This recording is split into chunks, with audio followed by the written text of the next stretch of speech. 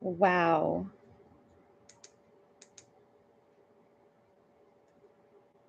That light is so bright. Hi. Good morning, everybody. Sumdum Oki here. And if you're new, welcome. Thanks for being here. Thanks for joining us. And if you are returning, thank you for continuing on the journey and sticking around. And I appreciate all of you. This has been awesome. And I got some new things last week just because I was having some issues and I didn't know if it would help with like visuals and things like that. So I got a light and a microphone, and I hope that helps. And I hope that the audio and visual are better. So,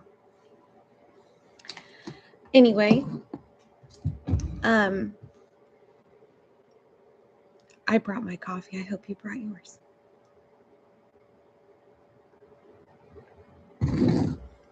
I also have a puppy, a giant puppy, and he might bark. So there might be a time where I have to pause for a minute. So please bear with me and be patient.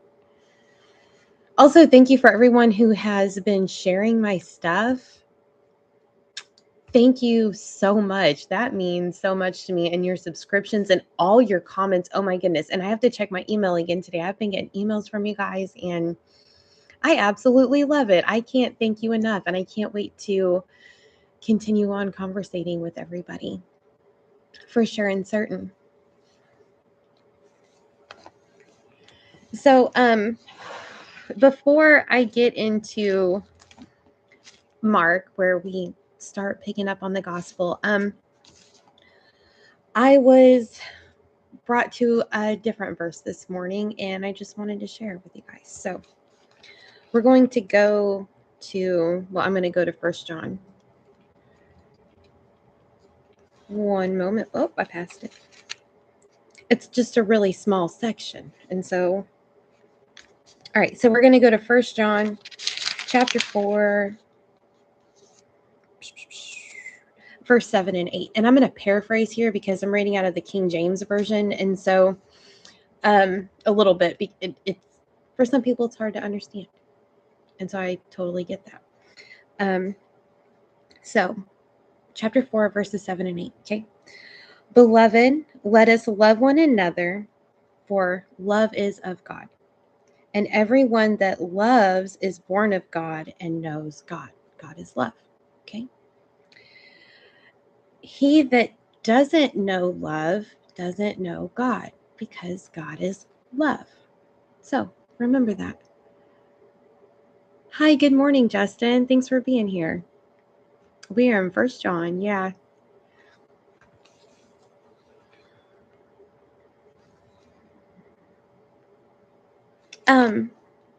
I also want to mention one more thing that doesn't have anything to do with this live at all, but it is cool and important. And for those of you who have been sticking around with me through my entire process and the beginning of my channel and how that all went, and it was still Christian content, but I did a lot more end times prophecy updates and things like that. And anyway, I took all of that stuff down and I got rid of it because it was way less personal. I just recorded myself and I would make videos out of it. And to me, after watching it, and it was just put on my heart. It was almost too AI-ish, and I didn't like it. And you guys didn't like it. So, but the information was still good. The information was still there.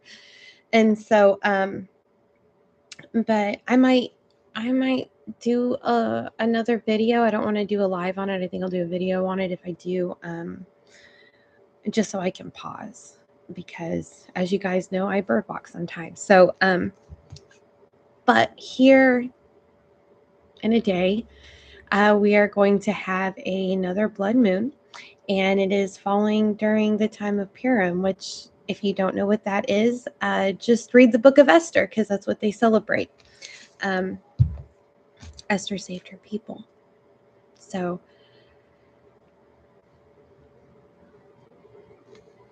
yeah. And so just dig into it. It does mean something.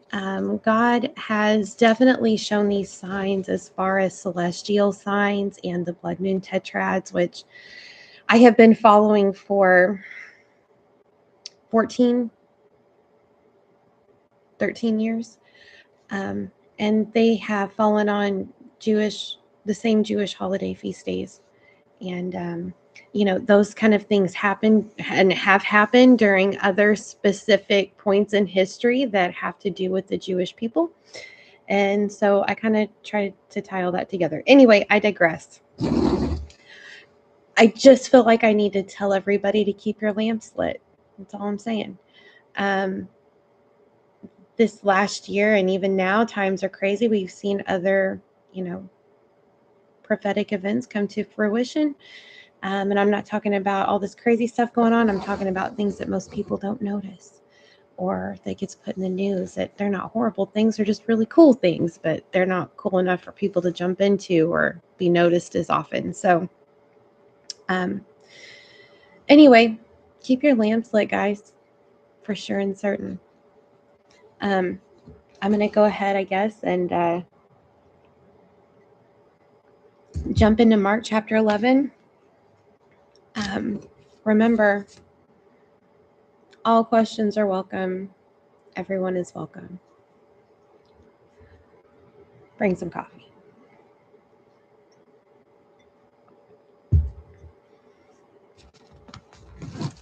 So, and they came near to Jerusalem unto Bethphage and Bethany at the Mount of Olives. He sendeth forth 2 of his disciples, and he said unto them, Go your way into the village over against you, and as you have entered it, you shall find a colt tied, wherein no man has ever sat. Loose him and bring him. And if any man say unto you, Why do you do this? Say to them that the Lord has need of him, and straightway he will send him hither. He'll let you have him and take him. And they went their way and found the colt tied by the door without in a place where 2 ways met, and they loosed him. So they found the colt tied by the door in a place where 2 ways met.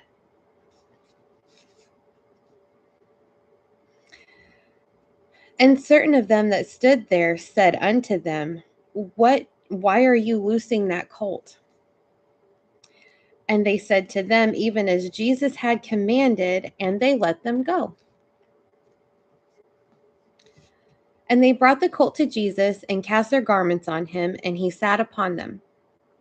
And many spread their garments in the way, and others cut down branches off the trees and strawed them in the way. And they that went before and they that followed cried, saying, Hosanna, blessed is he that cometh in the name of the Lord. Blessed be the kingdom of our father David that cometh in the name of the Lord. Hosanna in the highest. And Jesus entered into Jerusalem and into the temple. And when he had looked around about upon all things, and now the eventide was come, he went out into Bethany with the 12. So he waited, and then they all went out.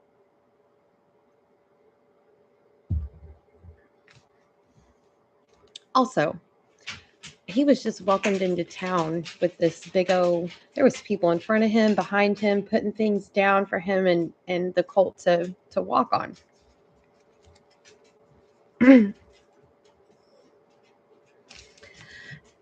And the next day, when they were come into Bethany, he was hungry.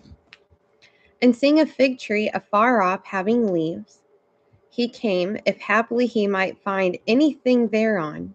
And when he came to it, he found nothing but leaves. For the time of figs was not yet. They weren't in season yet. It wasn't time for them to be on yet.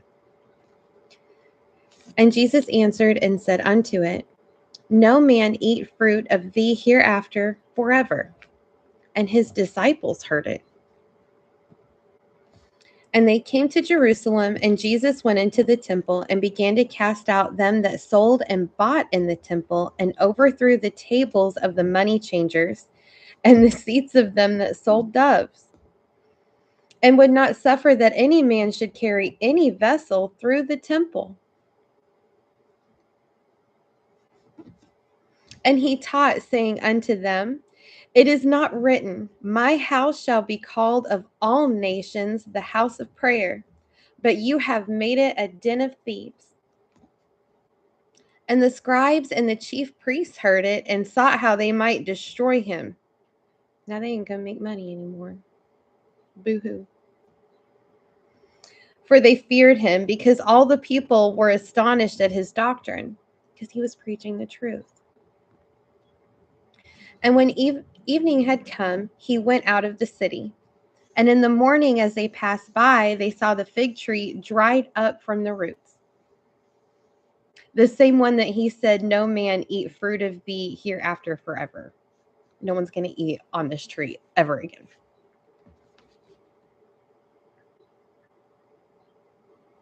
And Peter, calling to remembrance, saith unto him, Master, behold, the fig tree which thou cursed is withered away.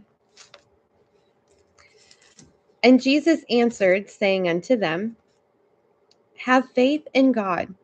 For verily I say unto you, that whosoever shall say unto this mountain, Be removed, and be cast into the sea, and shall not doubt in his heart, but shall believe that those things which he said shall come to pass, he shall have whatsoever he says. Therefore I say unto you, what things soever you desire, when you pray, believe that you receive them, and you shall have them. And when you stand praying, forgive if you have aught against any, if you have anything against anyone, that your Father also which is in heaven may forgive you your trespasses. Forgive your brothers. But if you do not forgive, neither will your Father which is in heaven forgive your trespasses. And they come again to Jerusalem, and as he was walking in the temple, there came to him the chief priests and the scribes and the elders. And they said to him, By what authority do you have to do all these things? And Jesus answered and said to them, I will ask you one question.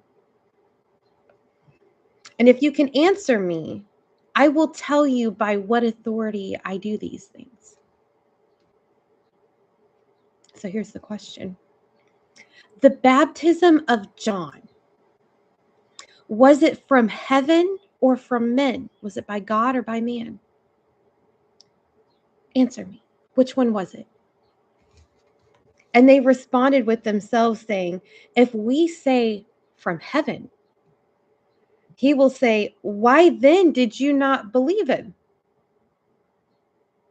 That's hypocritical, don't you think? But if we say of men, they feared the people, for all men counted John as a prophet. So they're kind of put themselves in a bad spot. You're in between a rock and a hard place. Now is the time to be honest. So, but instead of doing that, they gave the only answer you could possibly give. And it reminds me of kids. If you are out there and you have kids, especially younger kids, and you ask them like why they did something or anything like that, this is the answer you're going to get in response. So this is what they say after he asks them this. So they say unto Jesus, We do not know. I don't know. I have no idea. I don't know. And Jesus answering said unto them, So, since you can't answer me, neither do I tell you by what authority I do these things. And that's it.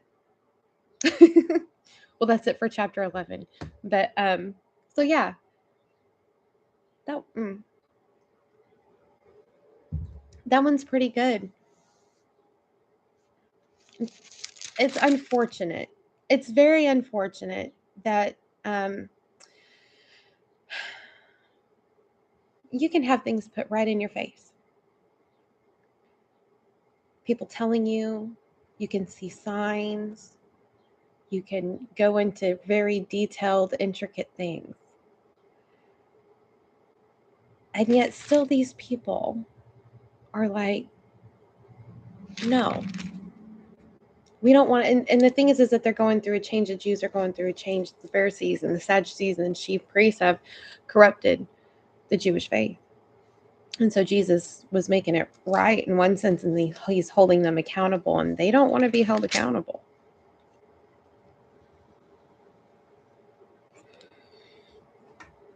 So, chapter 12.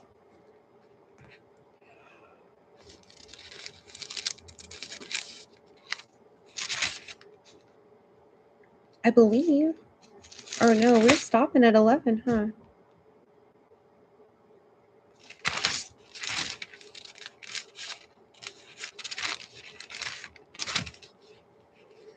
Let me look. We might go ahead and read 12. It is very long.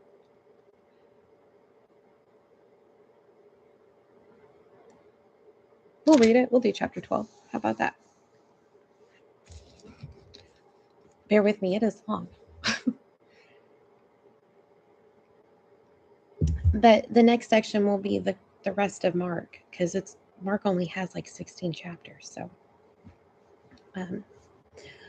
I also want to pause real quick if I can. I know we're in the middle of this section, but I'm going to backtrack a little bit because there were some things said, and I had some questions, and so I want to answer those questions just in case you guys caught that too.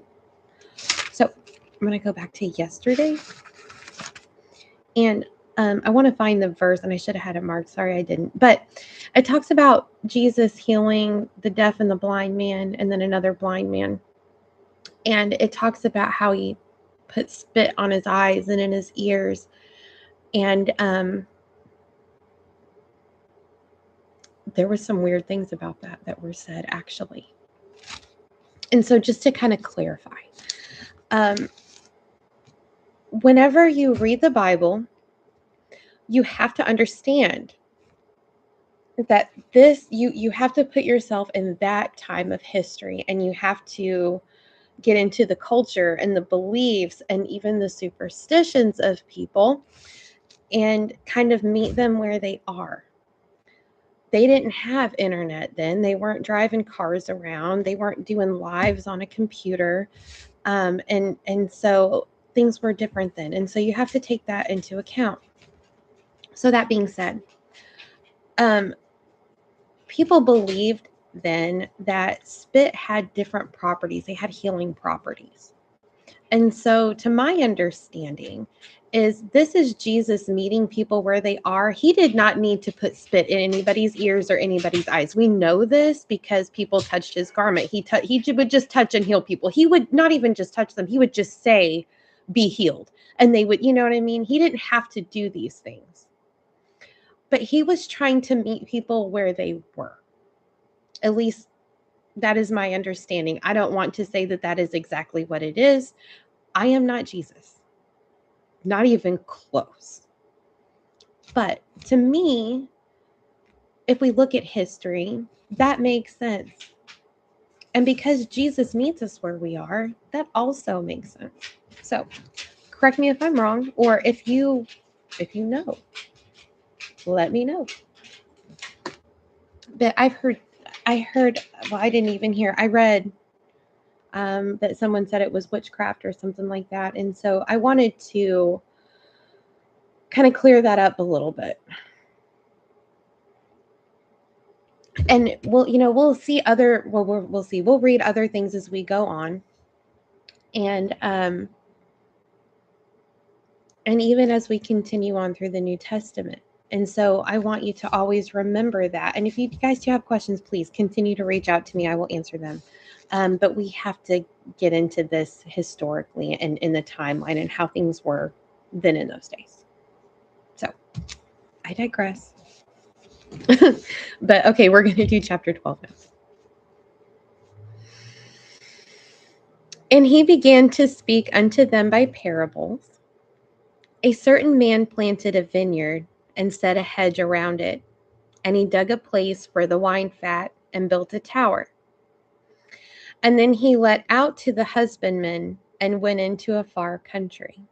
He got all this stuff together and he left it out to a husbandman, and then he left. And at the season, he went to the husbandman, a servant. He sent a servant to him, that he might receive from the husbandman of the fruit of the vineyard. And they took this guy, they caught him, and beat him and sent him away empty. And again he sent unto them another servant, and at him they cast stones and wounded him in the head and sent him away shamefully handled. They're not given anything. They don't want no part of it. Get out of here. And again he sent another, and him they killed, and many others, beating some and killing some. Having yet therefore one son, well beloved, he sent him also last unto them, saying, they will reverence my son. But those husbandmen said among themselves, this is the heir. Come, let us kill him, and the inheritance shall be ours. And they took him and killed him and cast him out of the vineyard. What shall therefore the Lord of the vineyard do? He will come and destroy the husbandmen, and will give the vineyard unto the others. And have you not read this scripture? The stone which the builders rejected is become the head of the corner. It's the cornerstone.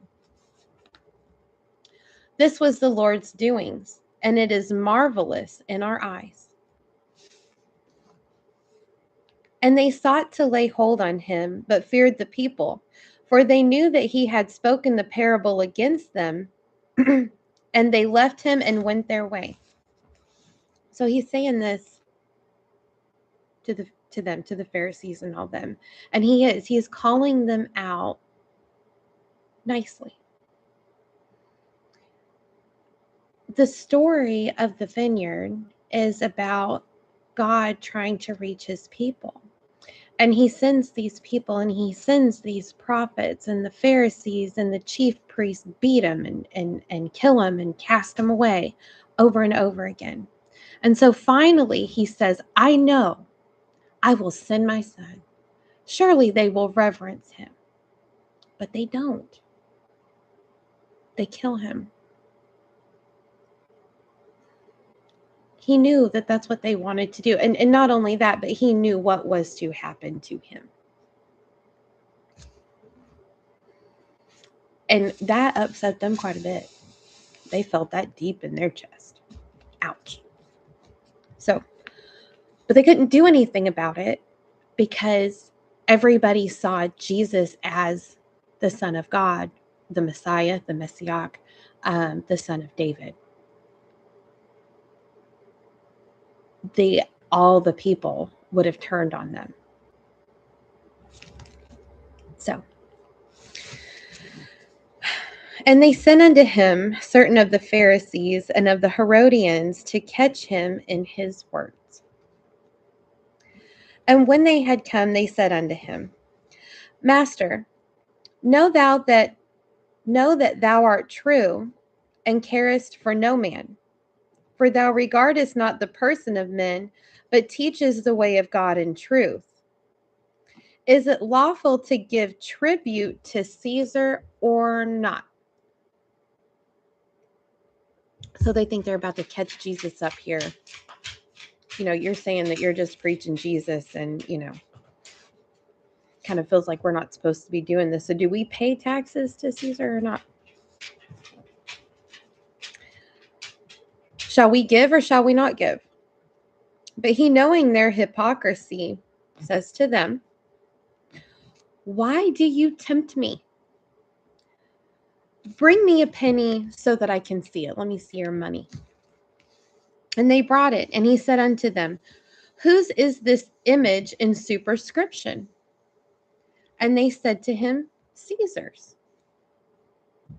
And so Jesus answering said unto them, give Caesar what is due Caesar, and give God what is due God. And they marveled at him. They tried to trick him up, and they didn't have an answer for his reply.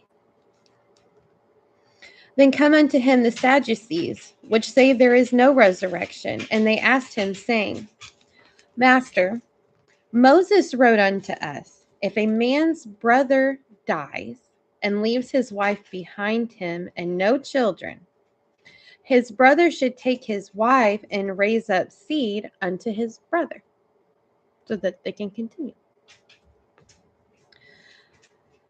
Now there were 7 brethren, and the first took a wife and dying left no seed, and the second took her and died, and so it goes on down the line to the 7th one. And the resurrection, therefore, when they shall rise, whose wife shall she be of them? For the 7 had her to wife. And Jesus answering said unto them, do you not therefore err, because you do not know the scriptures and neither the power of God? For when they shall rise from the dead, they neither marry nor are given in marriage, but are as the angels which are in heaven. And as touching the dead that they rise, have you not read in the book of Moses how in the bush God spoke unto him, saying, I am the God of Abraham, the God of Isaac, and the God of Jacob. He is not the God of the dead, but the God of the living. You therefore do greatly err. Good morning. I'm pausing for just a second. Good morning, guys. Thanks for being here.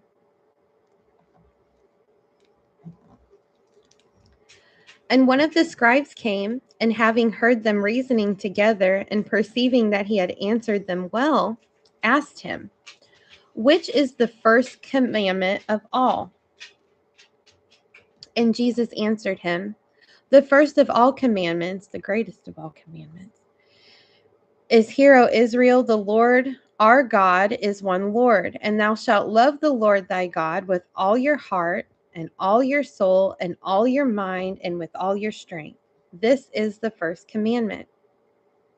And the second one is like it. Thou shalt love thy neighbor as thyself. There is none other commandment greater than these. And the scribe said unto him, Well, Master, thou hast said the truth, for there is one God, and there is none other but he. And to love him with all the heart and all understanding and all of your soul and strength, and to love his neighbor as himself, is more than all whole burnt offerings and sacrifices. And when Jesus saw that he answered discreetly, he said unto him, Thou art not thou art not far from the kingdom of God. And no man after that durst ask him any more questions.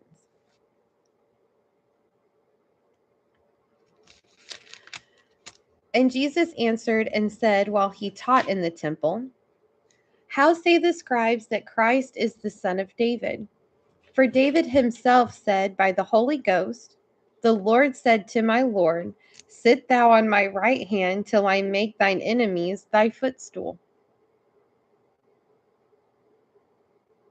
Because that doesn't make any sense.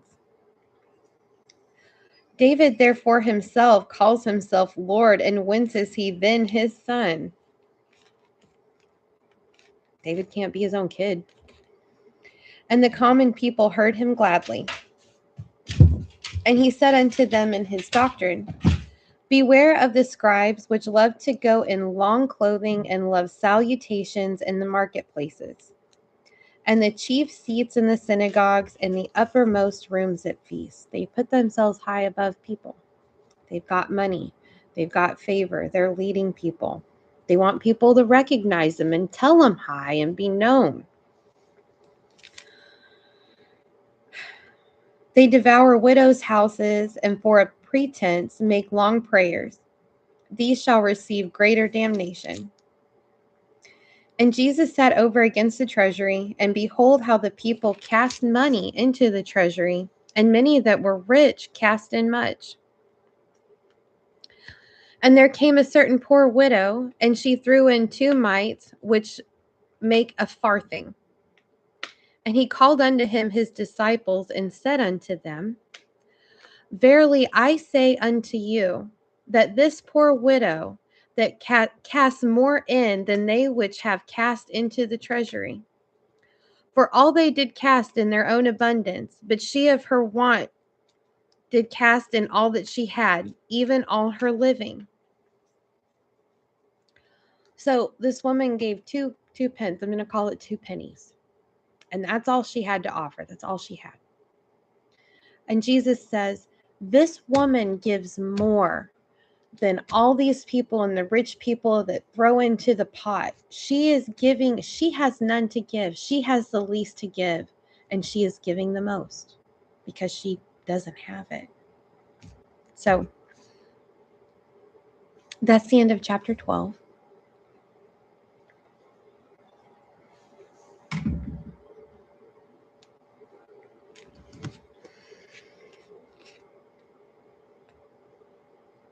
And I guess we'll do, I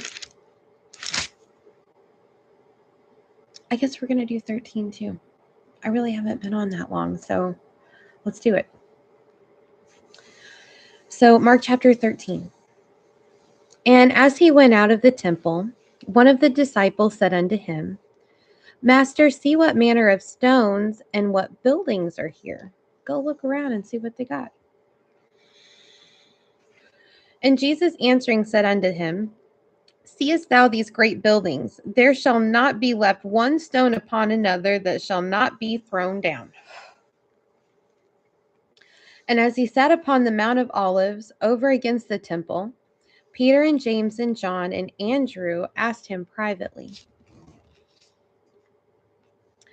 Tell us, when shall these things be? And what shall be the sign when all these things shall be fulfilled?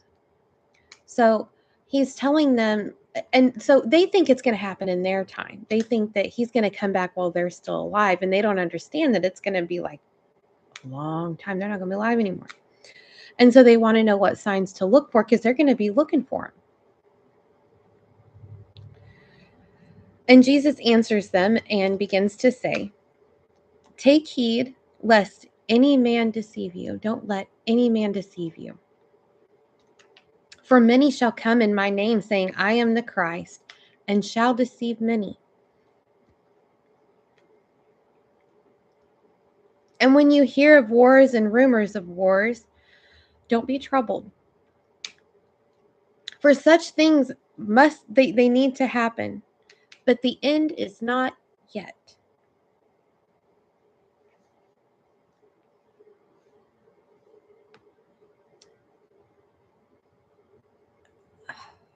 This mirrors a lot of things throughout our history, including today.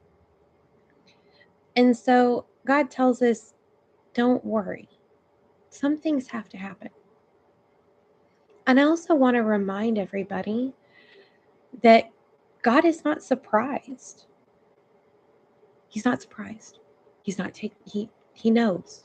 He knows, he has always known. Okay? So, for nation shall rise against nation, and kingdom against kingdom. And there shall be earthquakes in diverse places, and there will be famines and troubles. But these are just the beginning of sorrows. But take heed yourselves, for they shall deliver you up to councils, and in synagogues you shall be beaten, and you shall be brought before rulers and kings for my sake, for a testimony against them. And the gospel must first be published among all nations. So the gospel must be published among all nations. But when they shall lead you and deliver you up, take no thought beforehand what you shall speak, neither do you premeditate. But whatsoever shall be given you in that hour, you will speak. For it is not you that speaks, but the Holy Ghost. Now the brother shall betray the brother to death, and the father to son, and the children shall rise up against their parents and shall cause them to be put to death. And you will be hated of all men for my name's sake. But he that shall endure unto the end, the same shall be saved. But when you shall see the abomination of desolation, spoken of by Daniel the prophet, standing where it not ought, then let them that be in Judea flee to the mountains. And let him that is on the housetop not go down into the house, neither enter therein to take anything out of his house. And let him that is in the field not turn back again for to take up his garment. But woe to them that are with child and them that nurse in those times. And pray that your flight be not in the winter. For in those days shall be affliction, such as was not from the beginning of the creation which God created unto this time, neither shall be again. And except that the Lord had shortened those days, no flesh should be saved. The days will also be shortened. But for the elect's sake, whom he hath chosen, he hath shortened the days. And then if any man shall say to you, lo, here is Christ, or he is here, or he is there, don't believe him. For false Christs and false prophets shall rise and will show signs and wonders to seduce, if it were possible, even the elect. So even the most high ups will fall for it. But take heed, and behold, I have foretold you all things. In those days after that tribulation, the sun shall be darkened, and the moon shall not give her light. And the stars of heaven shall fall, and the powers that are in heaven shall be shaken. And then they shall see the Son of Man coming in the clouds with great power and glory. So, you don't have to worry about if you're going to miss it. When people start saying God is here, God is there, Christ is here, he has come back, he is in the desert, he is in the mountains, we must go here. Don't believe it. Because he says, the Son of Man will be coming down through the clouds with great glory. We're all going to see it. And then shall he send his angels and shall gather together his elect from the four winds, from the uttermost parts of the earth to the uttermost parts of heaven. This is referenced in Revelation, and it talks about the angels with the sickle. Now, learn a parable of the fig tree. When her branch is yet tender and puts forth leaves, you know that the summer is near. So, in like manner, when you shall see these things come to pass, know that it's near, even right at the doors. Always keep your lamps lit, guys. Verily I say unto you that this generation shall not pass till all these things have happened. Heaven and earth shall pass away, but my words shall not pass away. But of that day and that hour knoweth no man, no angels in heaven, neither the Son, but only the Father. So take heed and watch and pray, for you know not when the time is. For the Son of Man is as a man taking a far journey, who left his house and gave authority to his servants and to every man his work, and commanded the porter to watch. Watch ye therefore, for you know not when the master of the house comes, at evening or at midnight, or at the rooster's crows, or in the morning, lest coming suddenly he finds you sleeping. And what I say unto you, I say unto all, watch. And that's it for chapter 13, guys. That was really good. So,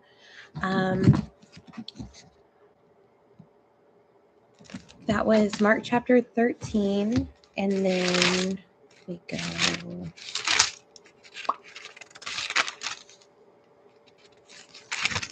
Is it 24?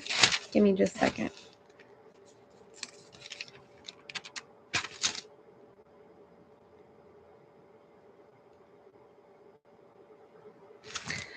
Anyway, I'll put them together here in a little bit with Matthew, Mark, Luke, and John, and Revelation, and Daniel. I hope you guys all enjoyed. Thank you for being here. Thanks for listening. All the likes.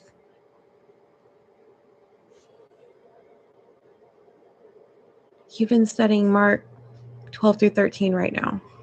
It is. It's very, very profound chapters as we've just read. I'm glad you're here, man.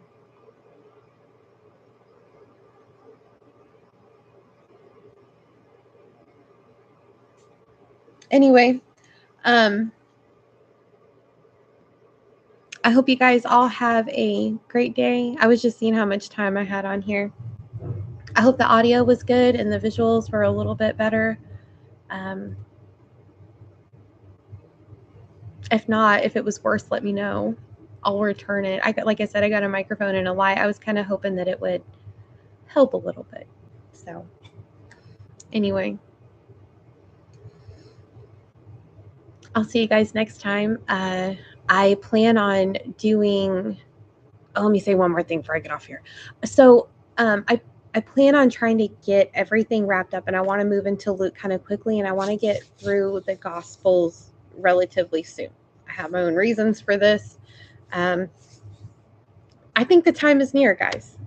He's been, he told them then it's going to be soon.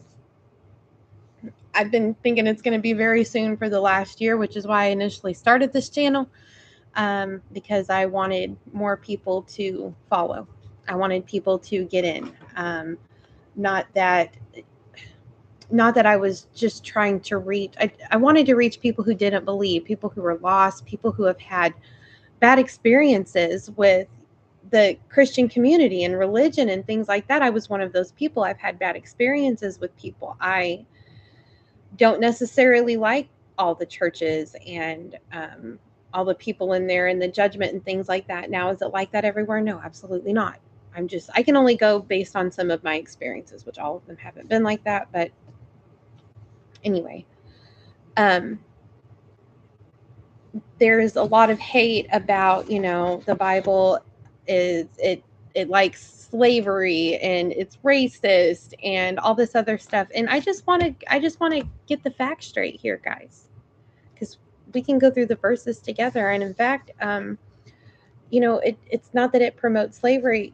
Again, you have to go into historical context, and that's something we can get into. But God says that, the masters are also held accountable just as the slaves are and the indentured servants.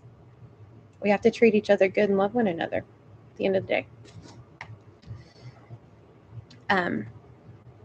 Anyway, so I just kind of want to clear up some misconceptions also and some negativity about the Bible. And like I said, I also have questions too. And whenever I don't completely understand something, I don't want to get up here and harp on it, or I'm not preaching. I'm not a preacher. I am just a normal person like anybody else out there in the world. I'm not a scholar. I have researched and read. I have taken a couple of classes, but I'm not like a graduate or anything like that. I'm just some dumb Okie, guys. And all I can do is share what I know with you. But or what I found. But if I don't know and I'm not for sure and certain, then I can't stand on it, if that makes sense. So for instance, with the rapture and things like that, pre, post, mid tribulation, I think that it's not on my time. or anybody else's time or how it's perceived. I think we run on God's time, and we should just keep our lamps lit. He has given us enough signs that we should know we're in the time, and that it will happen more sooner than later for sure. But the harpazo is not rapture, but it's a taking away. Anyway, nonetheless, always keep your lamps lit. Stay in scripture. Know that it's not about being perfect. You do not have to be perfect. He's not looking for perfectionism. You're never going to do it, ever. Never going to be perfect. You're going to sin every single day. Every single day you're going to sin one way or another. Even if it's by what you're thinking and not necessarily by what you're doing or saying or anything like that, but even just your thoughts, you're never going to do it. And that's okay. He does not expect it. So you don't have to get it all together. You don't have to be perfect.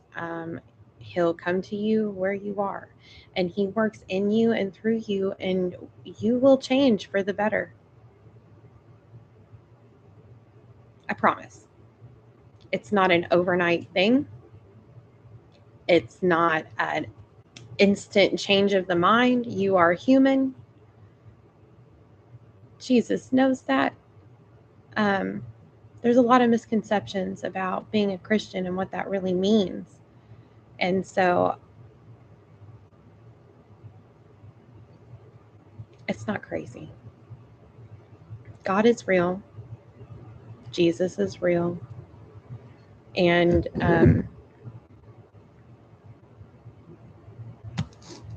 just here spreading the word. So hope you guys have a fantastic Monday. And I can't wait to see you guys again on Wednesday morning, probably about the same time. So anyways, till next time, guys.